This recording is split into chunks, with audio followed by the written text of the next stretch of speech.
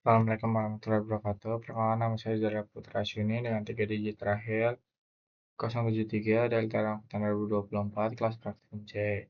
Kali ini saya akan menjelaskan tentang praktikum yang ke-10 yaitu tentang arsitektur sistem waktu nyata dan integrasi peripheral (ATOS) dengan mekanisme penjadwalan, sinkronisasi kernel, pemrosesan interupsi, dan komunikasi peripheral lintas mikrokontroller. Nah, ini untuk yang pertama ada konsep task dan penjadwalan RTOS. Task dalam ekosistem RTOS bertindak sebagai unit eksekusi independen yang berjalan secara konkuren, di mana setiap task memiliki alur kerja mandiri seolah-olah menguasai inti prosesor secara eksklusif. Struktur komputasi terfragmentasi ini memungkinkan pemisahan logika program yang kompleks menjadi subsistem yang lebih mudah dikelola. Pengaturan jalannya, seluruh task dikendalikan secara mutlak oleh scheduler preemptif berbasis prioritas. Mekanisme ini memastikan bahwa task dengan tingkat prioritas tertinggi akan selalu mendapat hak akses CPU pertama kali dan akan langsung memotong eksekusi task berprioritas lebih rendah tanpa perlu menunggu operasi task tersebut selesai. Selanjutnya ada mekanisme context switch and stack. Proses perpindahan eksekusi dari satu task ke task lainnya dikelola melalui operasi context switch.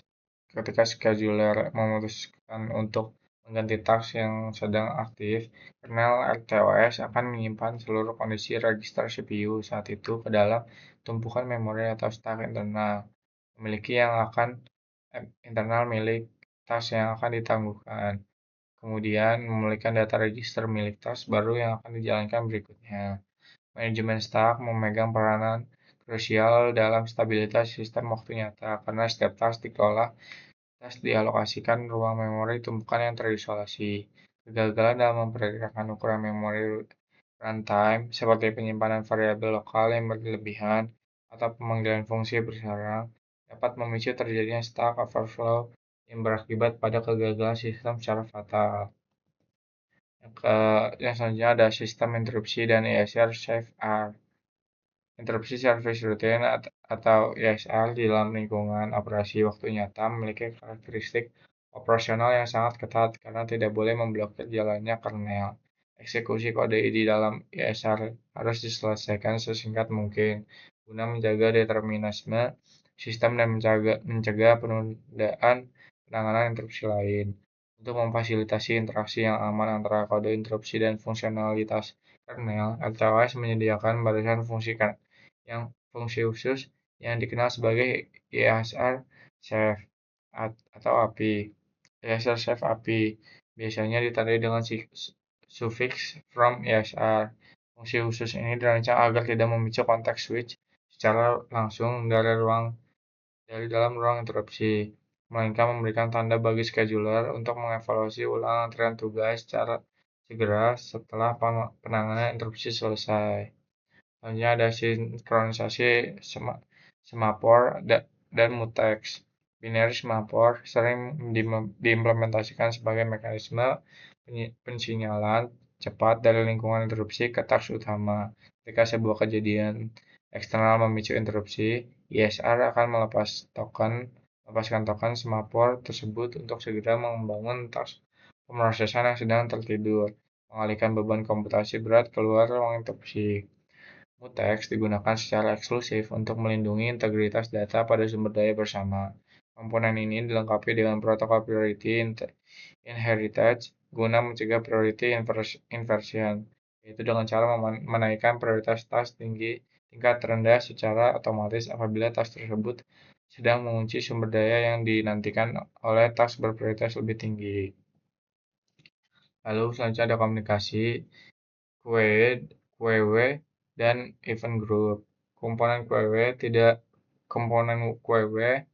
bertindak sebagai saluran pipa data yang aman untuk memfasilitasi komunikasi antar task maupun transfer data dari ruang interupsi ke task utama. Elemen ini menyusun aliran informasi dalam format antara berurutan, memungkinkan pengiriman bit mentah atau struktur data kompleks secara asinkron tanpa risiko kehilangan data akibat balapan memori. Event Group menyediakan solusi sinkronisasi tingkat lanjut yang efisien dan memanfaatkan sekumpulan bendera biner atau bendera kejadian.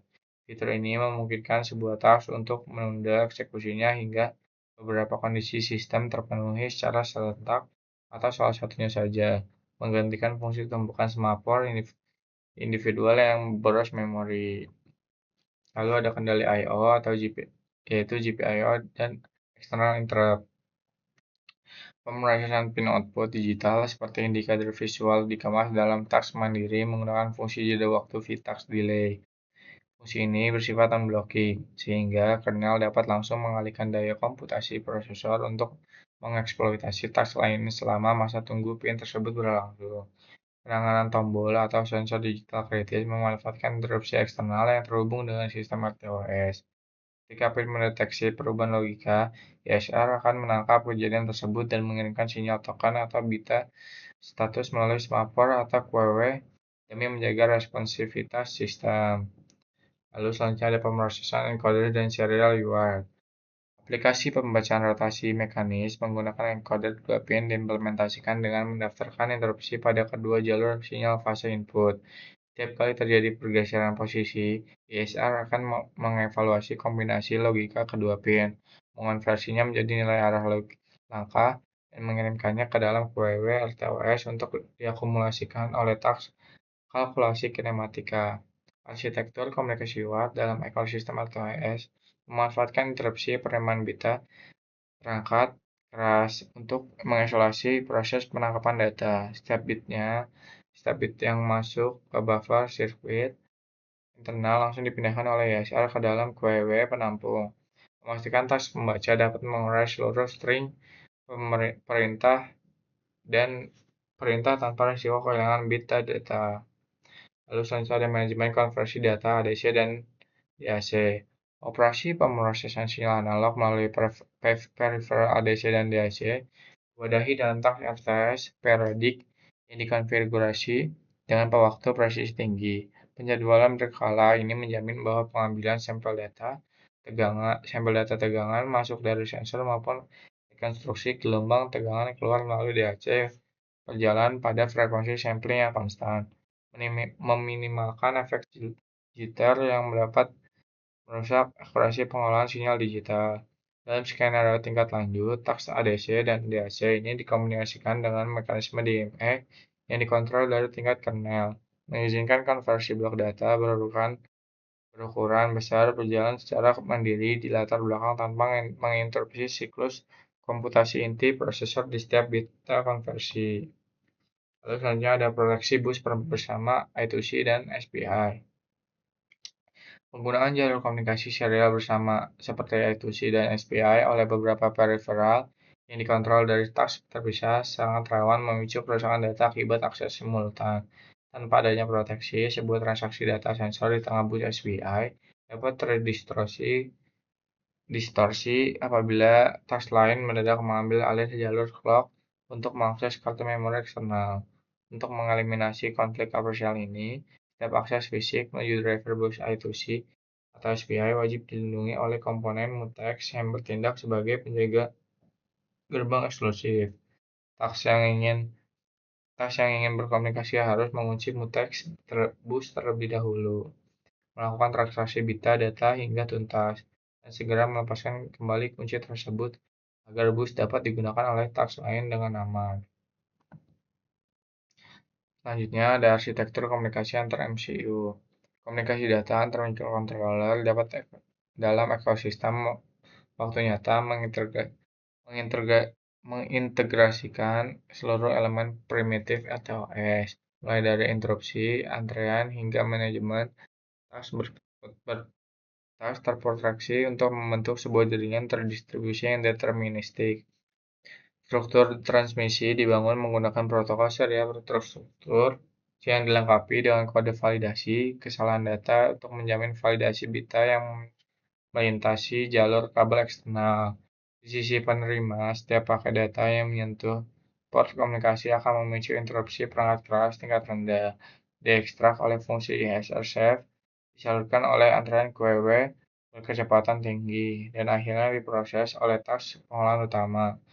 Pendekatan berlapis ini memastikan pertukaran informasi antar MCU berjalan dengan latensi minimal tanpa mengganggu stabilitas waktu nyata dan masing-masing sistem lokal.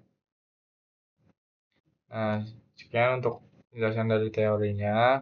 Langsung saja kita ke video penjelasan program dan juga video saat praktikum. Nah, ini buat program untuk praktikum tentang Real to Task Middle. Ini buat programnya. Nah, langsung aja kita lihat saat program ini di running pada praktikum. Nah, ini saat pada praktikum, ini ketika di running, langsung saja kita simak buat videonya.